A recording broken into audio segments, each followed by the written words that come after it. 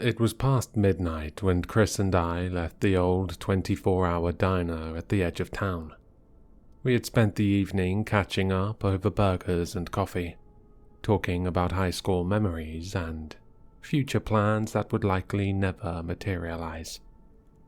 As we strolled toward my car parked a little further down the block, Chris slowed his pace.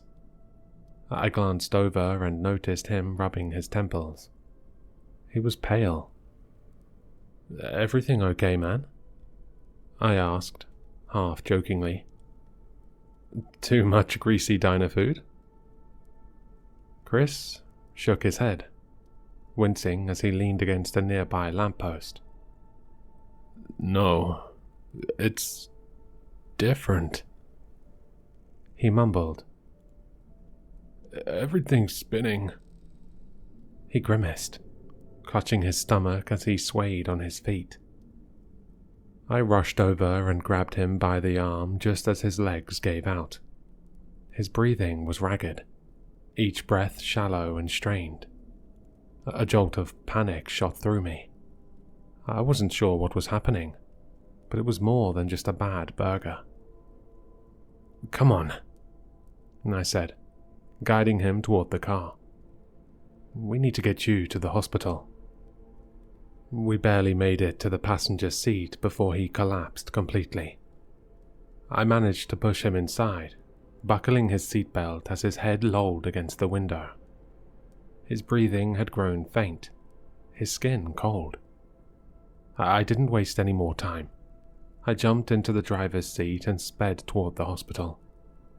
The roads were empty, the entire town blanketed in a pale bluish light that made everything look strangely surreal.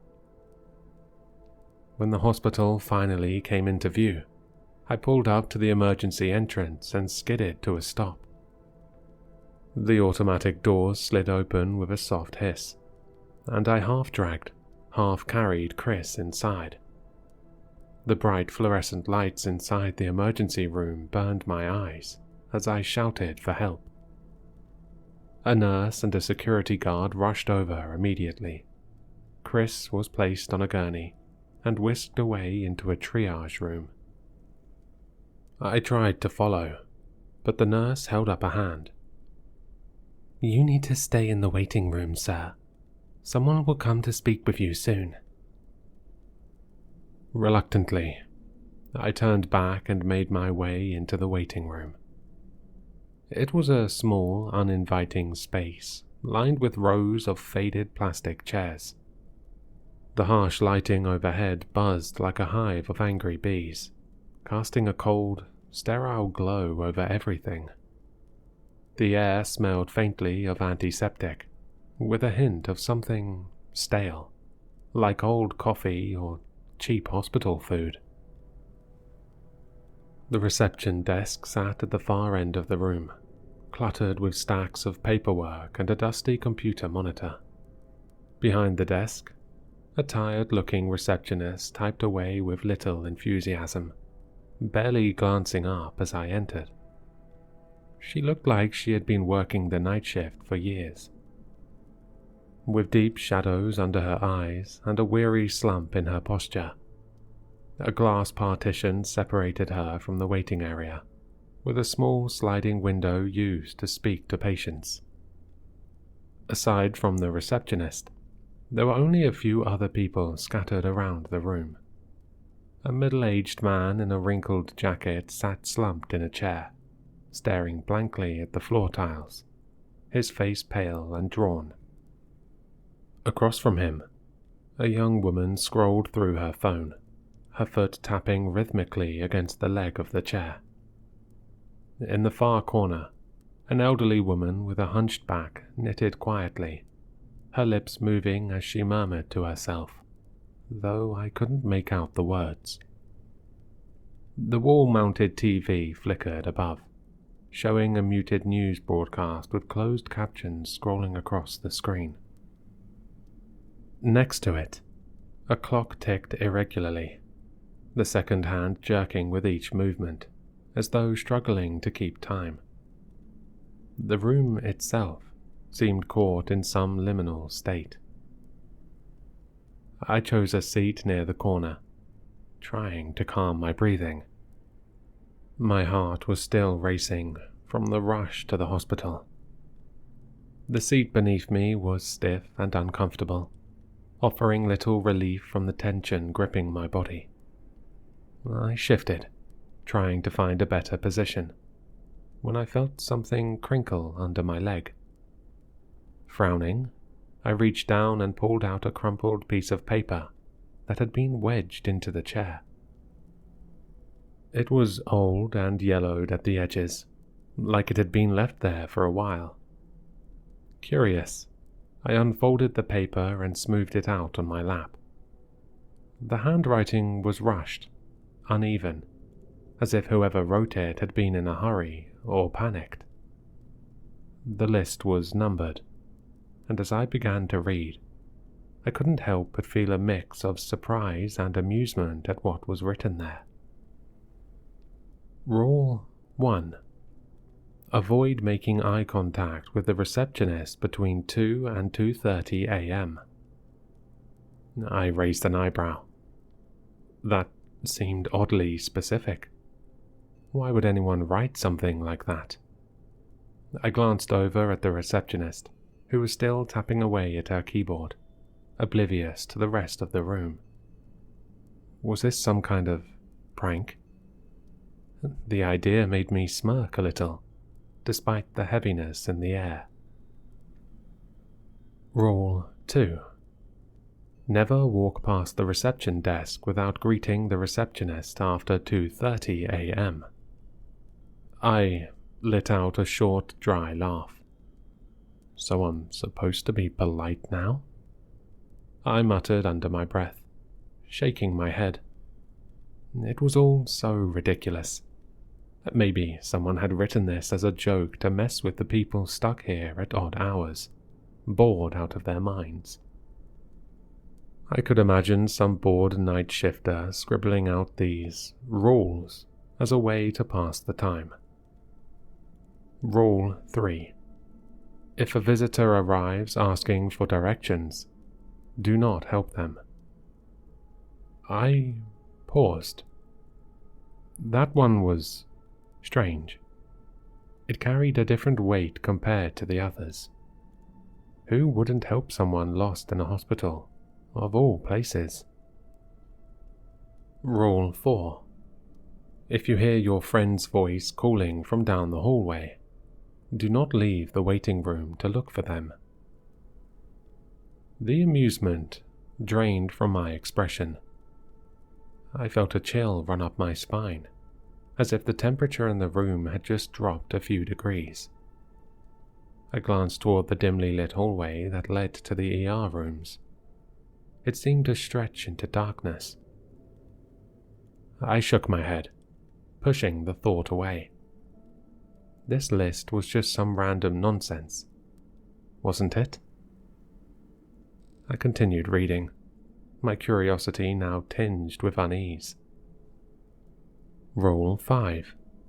If a power outage occurs, stay seated and do not move. Rule 6.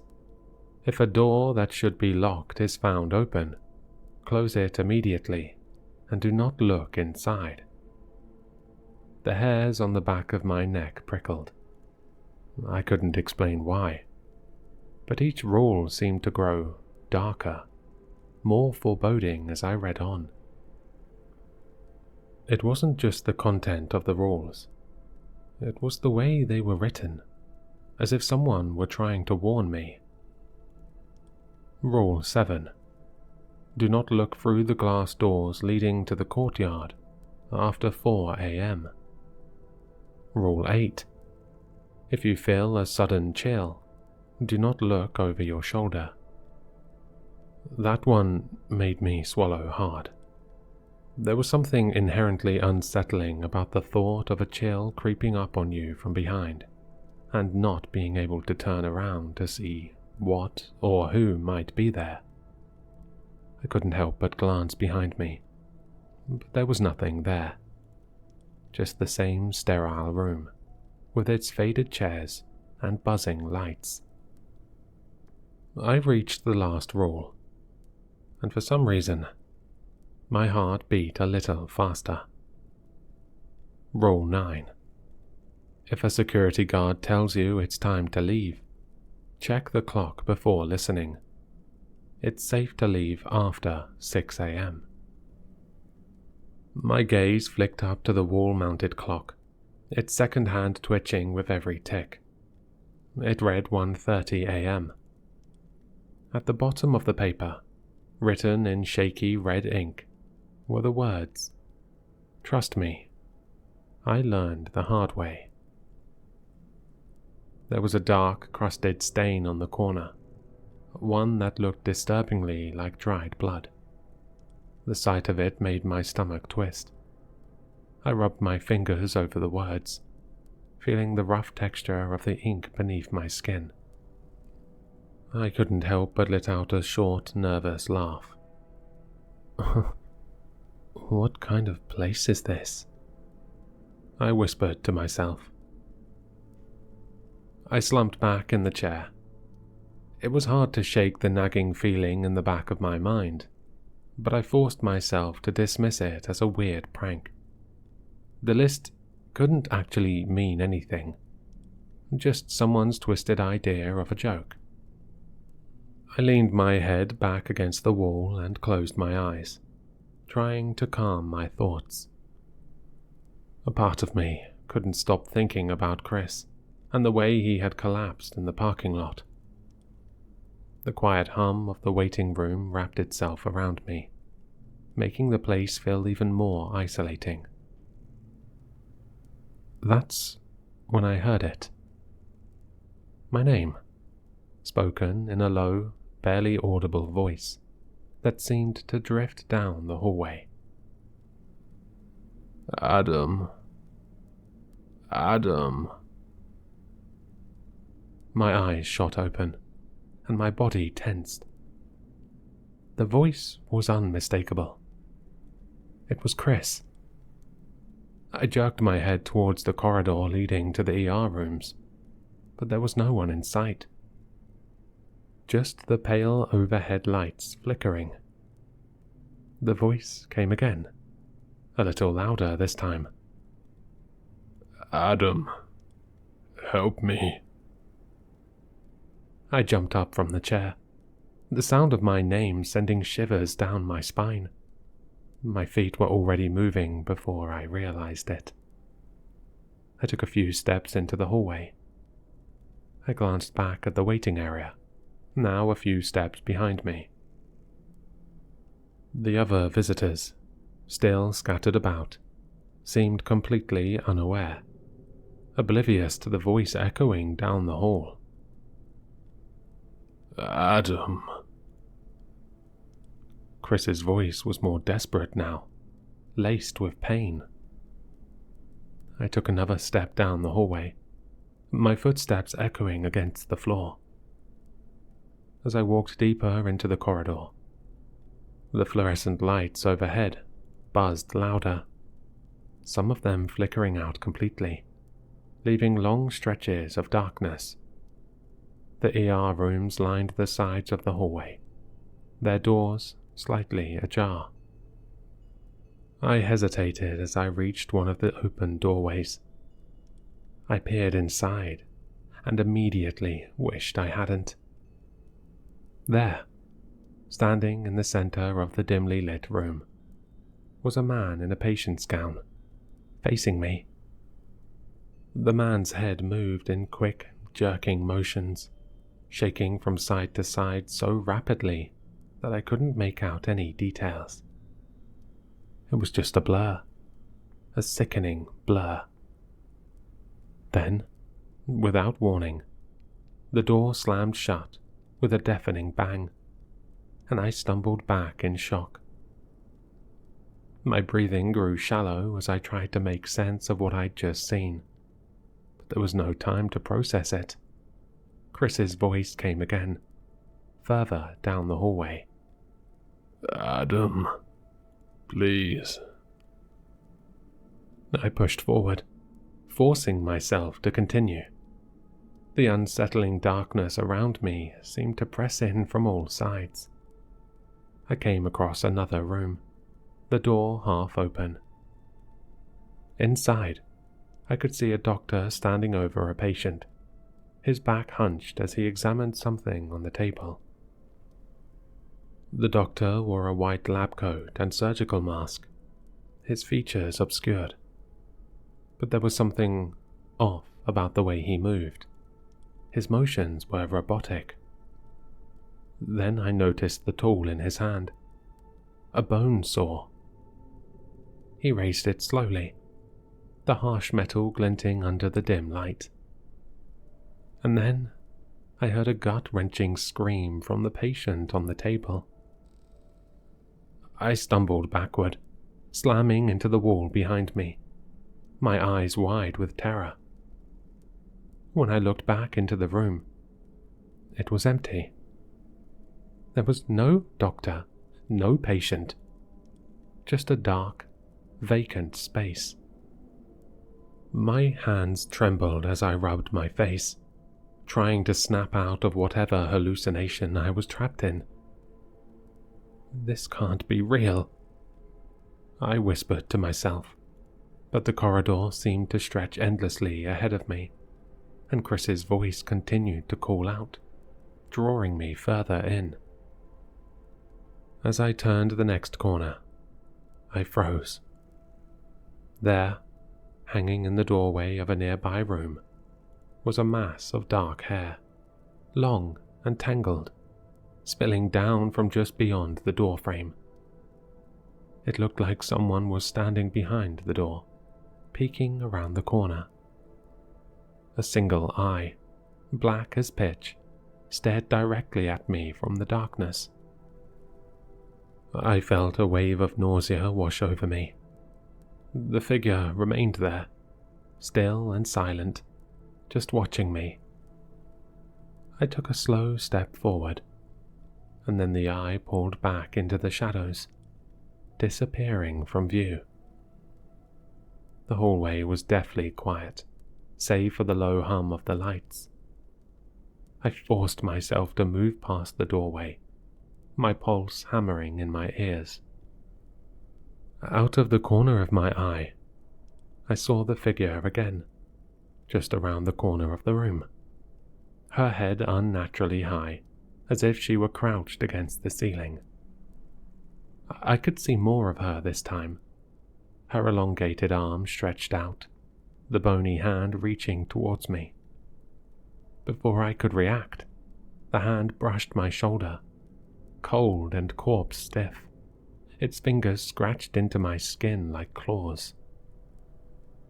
I bolted, my shoes squeaking on the linoleum as I raced down the hallway. I had no idea where I was going. I just wanted to get away from whatever that thing was. I threw open the first door I saw and stumbled back into the waiting room. My heart pounded in my chest as I staggered to a stop. Nothing appeared normal again. The reception desk, the plastic chairs, the other visitors who hadn't moved an inch. It was as if none of it had happened. But my skin prickled with the lingering touch of that hand. Glancing at my shoulder, I noticed 3 faded scratch marks, a reminder that something was very, very wrong. I slumped back into a chair, catching my breath, trying to make sense of the nightmare I had just experienced.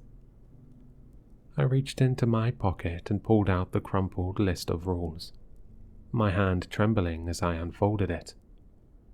I glanced at Rule 4 again, the words seeming to taunt me. If you hear your friend's voice calling from down the hallway, do not leave the waiting room to look for them. I had ignored it, and now I was starting to believe that those rules weren't a joke after all. I tried to calm myself, my breathing coming in short, ragged gasps as I leaned back in the chair. I ran my hands through my hair, trying to force myself to think rationally. Maybe I was just sleep deprived. Or maybe the stress of seeing Chris collapse was catching up to me. I told myself that I had only imagined the things I saw in the hallway.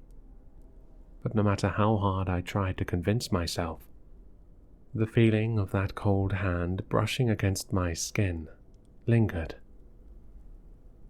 I glanced at the clock. 1:45 a.m. The minutes seemed to crawl by. I couldn't shake the dread that had settled in my chest. My thoughts drifted back to the list of rules. Each one seemed ridiculous on its own, but after my experience in the hallway, I found myself paying closer attention to each word. That's when I noticed him. A man who hadn't been in the room before. He stood near the entrance, his hands stuffed into the pockets of his long coat, his eyes scanning the waiting room like he was searching for someone. His presence sent a jolt of unease through me. I was sure he hadn't been there earlier. I would have remembered his tall, lanky figure, and the unsettling way his gaze seemed to linger on the other visitors, one by one. The list. I pulled it from my pocket and read the third rule again. If a visitor arrives asking for directions, do not help them. The man's gaze found me, and he started walking towards where I sat. My body stiffened, every muscle tensing involuntarily. There was no mistaking his intention. He stopped a few feet away, leaning slightly forward, as though inspecting me. "Excuse me," he said in a voice that was calm but too deliberate. "Could you help me find the ICU? I seem to be a little lost." The tone of his voice was polite enough, but there was something off about it, something that put me on edge.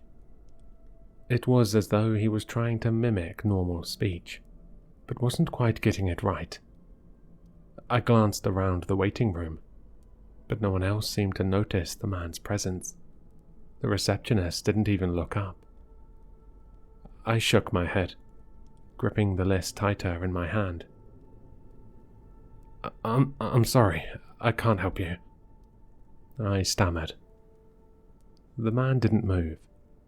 He just kept staring at me, his eyes narrowing slightly. "Are you sure?" he asked, his voice growing softer, almost coaxing. "It won't take but a moment. It's just down the hall, right?" I didn't know what to say. A part of me felt guilty for not helping him, but the words on the list kept flashing in my mind. Do not help them. I forced myself to look away, hoping he would take the hint and leave. But instead, he took a step closer. "It's not very kind to ignore someone who needs help," he said, his tone now edged with something darker. I glanced at his face, and for a split second, his features seemed to shift. His mouth stretched into a wide, unnatural grin, the kind that didn't belong on a human face. The corners of his lips seemed to extend too far, the teeth behind them slightly jagged. I shot up from my chair, stumbling backward. The man's smile didn't waver as he turned his head slightly, like he was examining me from a different angle. Then, he turned towards the reception desk and started walking, slowly and unnaturally, At one point, his head snapped towards me, unnaturally, the same grin on his face, as he continued walking. I froze. I couldn't look away. Then, as he reached the reception desk, he just passed through it, and then he suddenly disappeared. My gaze darted around the waiting room. The other visitors were still exactly where they had been moments ago, their expressions unchanged, their movements as mechanical as before. I glanced back at the receptionist. She was still in her desk, her face illuminated by the pale glow of the computer screen. My gaze flickered up to the clock on the wall. It was 1:58 a.m., and Rule 1 flashed into my mind. Avoid making eye contact with the receptionist between 2 and 2:30 a.m. After a few minutes, I glanced toward her, my eyes drifting out of habit. It was just for a second. The receptionist was staring straight at me, her eyes locked onto mine with an intensity that made my heart skip a beat. She wasn't moving. It was as if she had been waiting for this moment. I tore my gaze away, my pulse quickening. As I turned my head, out of the corner of my eye, I noticed her get up from her chair, her movements oddly stiff, as though her joints didn't bend the right way. She walked forward, but not around the reception desk. She passed through it, like it wasn't even there. I froze, not daring to look directly at her again. I squeezed my eyes shut. I felt the air grow colder, the chill pressing against my skin. It felt as if she were getting closer. I could hear the faintest rustle of fabric, the light creak of footsteps on the floor, growing louder with each passing second. Don't look. Just don't look, I told myself, my hands gripping the edges of the chair. I sat there, tense and unmoving, my eyes squeezed shut, as if I could will her away by sheer force of will. Then, everything went still. The room fell into an unnatural quiet. The buzz of the fluorescent lights, the only sound left to ground me in reality. I opened my eyes slowly, half expecting to see her standing inches away from me, her face contorted into something inhuman. But the receptionist was back at her desk, looking down at the monitor, her posture as unbothered as if she hadn't moved at all. The other people in the waiting room seemed unchanged, as though nothing unusual had happened. I glanced at the clock. 2:40 a.m. A wave of relief washed over me, my shoulders sagging as the tension finally started to leave my body. I forced myself to my feet, my legs still shaky beneath me. I couldn't just sit there, feeling like a trapped animal. I needed to move, to clear my head. As I got up to walk around the room, I remembered Rule 2. Never walk past the reception desk without greeting the receptionist after 2:30 a.m.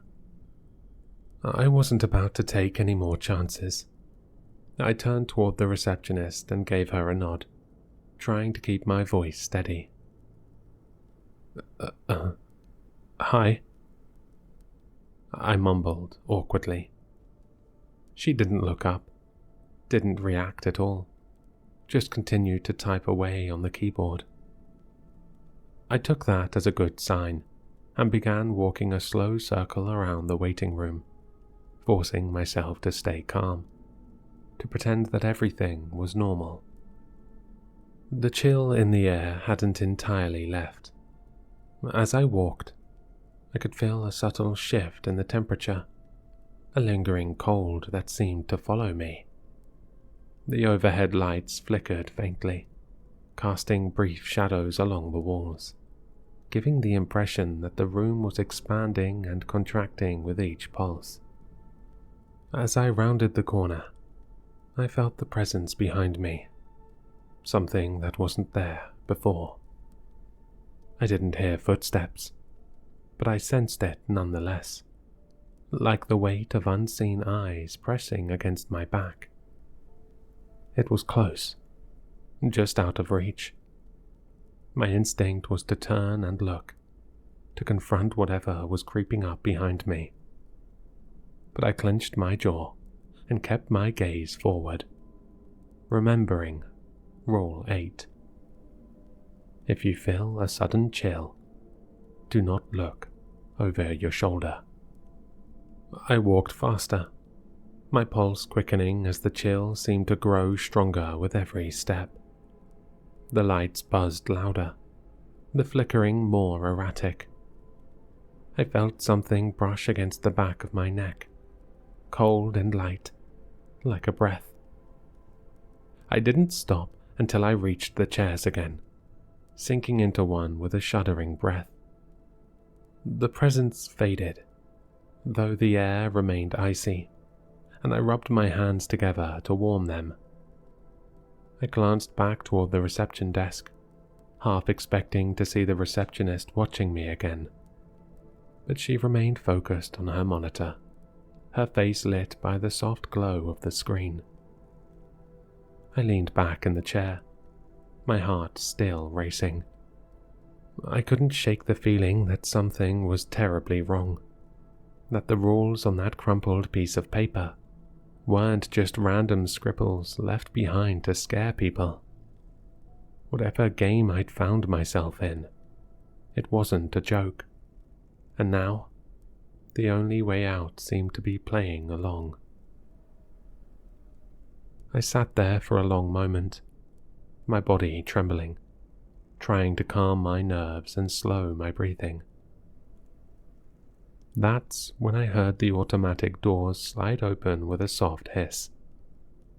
I looked up, expecting to see another late-night visitor or a nurse making rounds. But my heart almost stopped when I saw who stepped inside. It was Chris. He looked perfectly fine, normal. His face had color, his clothes were clean. There wasn't a single sign that anything had been wrong with him. Relief rushed through me, and I felt the tension in my muscles finally ease. Chris's eyes found mine, and he broke into a small smile as he walked over. "Hey, Adam," he said casually, his voice the same as always. "They let me out early." The relief was so overwhelming that I laughed out loud. Chris, man, you scared the hell out of me, I said, shaking my head. Are you sure you're okay? You looked pretty bad earlier. He shrugged, giving a dismissive wave of his hand as he settled into the chair next to me. "Yeah, I'm fine now. Whatever it was, I guess it passed. They ran a few tests and said there was nothing serious." He flashed that familiar grin, the one I'd seen 1,000 times. "Guess I'm just too stubborn to stay sick." As we talked, something in the back of my mind itched. There was an unsettling quality to the conversation, but I couldn't quite put my finger on it. Chris was acting normal. Too normal. He was speaking in a calm, deliberate tone, his words perfectly measured. I brushed it off, figuring it was just my nerves playing tricks on me after everything that had happened tonight. Still, as Chris continued to talk. A strange sense of déjà vu settled over me. It was as if the conversation was looping back on itself, repeating the same phrases. His voice had the same rhythm, the same inflection, almost like a recording on a loop. Suddenly, I turned to see a nurse walking briskly down the hallway, pushing a gurney. My stomach dropped when I saw who was laying on it. Chris. He was unconscious, hooked up to a heart monitor, an oxygen mask over his face. My gaze darted back to the seat next to me, but the chair was empty. The Chris who had been sitting beside me was gone, vanished as though he was never there at all. My skin prickled as a wave of cold panic spread through me. I stared at the empty chair for a long moment, my heart pounding in my ears.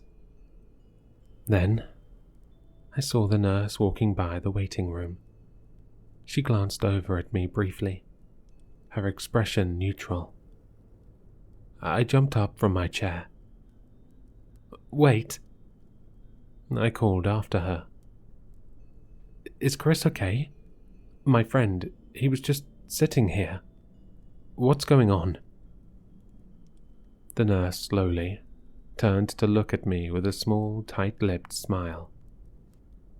"Your friend is stable, but he hasn't woken up yet," she said. Her words hung in the air, leaving me cold and confused. I glanced back at the empty seat, then at the nurse as she continued down the ER hallway. My head was spinning. Had Chris really been here? Or had I just imagined him?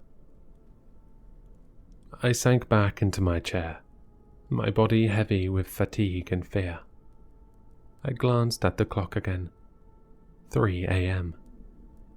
Time was moving, but not in the way it should have. I felt trapped, as though the minutes were pulling me further into the unknown. I pulled the crumpled list of rules from my pocket and unfolded it with trembling hands, my eyes scanning the lines again, looking for answers that weren't there. I needed to understand what was happening to me, what was happening in this place. But the rules only deepened the mystery, the words twisting in my mind like a riddle I couldn't solve. Time seemed to move strangely now. I couldn't tell how long I had been sitting in that chair, how long I had been wandering the room. The clock above seemed to skip minutes or stall entirely, and my sense of reality continued to blur. I rubbed my eyes, trying to shake off the fatigue that clung to me like a shroud. I glanced at the clock again. It showed 5:55 a.m. Almost there, I thought. Almost free. That was when a security guard appeared in the doorway, his silhouette casting a long shadow across the waiting room floor. He was a broad-shouldered man with a neatly trimmed mustache and a calm, almost reassuring presence. He walked toward me with an easy stride and stopped just a few feet away. "Sir, it's time to leave," he said in a deep, measured voice. "The ER is closing for non-patient visitors." I blinked, my thoughts catching up slowly. "But my friend Chris is still..." Just then, I saw Chris walking out of the ER hallway. He waved to me, a tired but genuine smile on his face. Relief flooded through me, and I started to get up. Then hesitated, the words from Rule 9 echoing in my head. If a security guard tells you it's time to leave, check the clock before listening. I turned my gaze toward the clock above the reception desk. 6:01 a.m. My shoulders sagged in relief. I was finally free of this place. I nodded and followed the security guard toward the exit, Chris walking beside me. As we stepped into the cool morning air, I felt like I could finally breathe again. We got into my car and I started the engine. I felt a small smile tug at my lips. I pulled out of the hospital parking lot, the tension in my chest slowly beginning to fade. But as I drove, a strange unease crept over me. The world outside the car windows seemed darker than it should have been. I glanced at the sky. It was still a deep, inky black, with no trace of the early morning light. It was too dark, too quiet. I squinted, peering between the trees lining the road, and my heart skipped a beat. In the shadows, I saw faint figures standing there, their forms barely visible, distorted as if they were made of mist. Panic surged through me. I glanced at the dashboard clock, and my stomach dropped. 4:30 a.m. How was that possible? It had been well past 6 a.m. when we left the hospital. I turned to look at Chris in my passenger seat, my heart pounding in my ears. But it wasn't Chris. There was a shadow there, sitting beside me. Its form was a vague silhouette, its face obscured, but I could feel it watching me, feel its eyes boring into my skin. I gasped, my grip on the steering wheel tightening as my vision blurred with fear. I slammed on the brakes, skidding to a halt in the middle of the road. Suddenly, I was back in the waiting room, seated in the same stiff plastic chair. The security guard stood in front of me, a grin spreading slowly across his face, his eyes unnaturally wide and gleaming in the harsh fluorescent light. "Time to leave," he said again, his voice echoing in my head like a taunt. I felt my mind start to unravel. Had I ever left the hospital at all? Was I trapped here, destined to relive these twisted events over and over again? I buried my face in my hands, my breathing ragged as a sense of hopelessness washed over me. It felt like hours passed, but it could have been minutes, or even seconds. I don't know anymore. I was dimly aware of a nurse standing in front of me, her voice calm and soothing, pulling me back from the edge. "Sir, your friend is stable," she said gently. "He's going to be okay, but he needs rest. He'll be transferred to a hospital room soon, and you can visit him during regular visiting hours." I looked up at her, my vision clearing slowly. The waiting room was just as it had been, no sign of the security guard or anything out of the ordinary. I glanced at the clock. It read 6:30 a.m., and a soft glow of morning sunlight filtered through the glass doors, filling the room with a warm light. The nightmare was over. I nodded to the nurse, murmuring my thanks, and stumbled out of the ER, the cool morning air a welcome relief. As I reached my car, I glanced back at the hospital. half expecting to see something out of place. But it looked like any other hospital in the early light, mundane and unthreatening. I got in the car and drove home, the sun finally rising to chase away the last remnants of darkness. Later that day, I returned to the hospital to visit Chris. He was awake, sitting up in bed and looking surprisingly well for someone who had collapsed so suddenly the night before. "Hey," I said, my voice trembling slightly as I pulled up a chair to his bedside. How are you feeling?" Chris chuckled weakly. Better than I should, I guess," he replied. "But I had the weirdest dreams last night. It was like I was half conscious the whole time." My heart skipped a beat. "What kind of dreams?" Chris frowned, his brow furrowing as he tried to recall. "One of them was, I came in the ER and saw you sitting in the waiting room. You looked pretty freaked out. And then there was another one.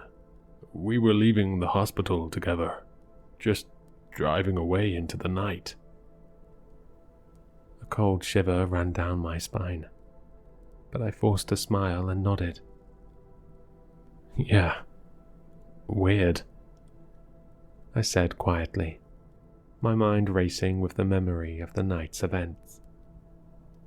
As we sat there talking, I glanced at my shoulder, where a constant pain kept tugging at me, and saw the 3 scratch marks from last night.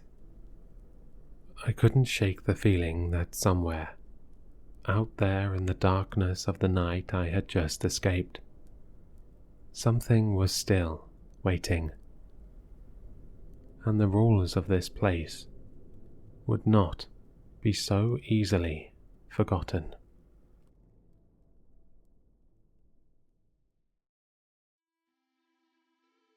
I hope you enjoyed the story. For more content, please like, subscribe, and leave a comment.